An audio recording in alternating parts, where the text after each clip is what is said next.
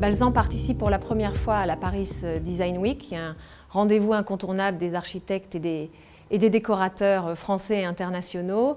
Et nous sommes ravis d'y participer pour la première fois cette année, puisque notre showroom s'est ouvert il y a très peu de temps. Nous sommes un fabricant de sols textiles depuis plusieurs générations. On est presque à cheval sur 3 siècles. Notre usine est en plein cœur du Berry et nous travaillons aussi bien en France qu'à l'international. Nous basons notre créativité sur notre studio de design, mais également sur des jeunes talents, sur une génération talentueuse et créative avec laquelle nous avons l'habitude de travailler. Nous avons plusieurs projets, notamment des collaborations avec des écoles de design et d'art en France et à l'étranger également.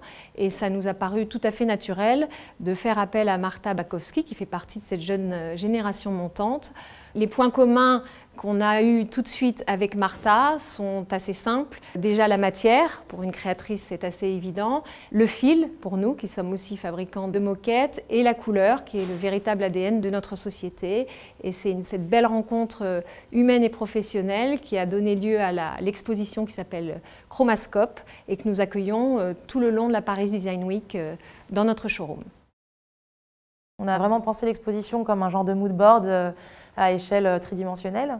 L'idée, c'est que le spectateur puisse se balader dans cet espace, qu'il se retrouve à la fois dans une atmosphère douce avec des teintes plus calmes, plus roses, une atmosphère très graphique, on part dans des noirs et blancs et ensuite on part sur une atmosphère un peu plus acidulée, un peu plus osée avec des couleurs comme le jaune soufre ou alors une ambiance beaucoup plus jungle, bleutée, des couleurs comme le vert que j'affectionne particulièrement. Et souvent dans le travail de design, la couleur et la matière sont des éléments qu'on va prendre en compte plutôt à la fin du processus créatif.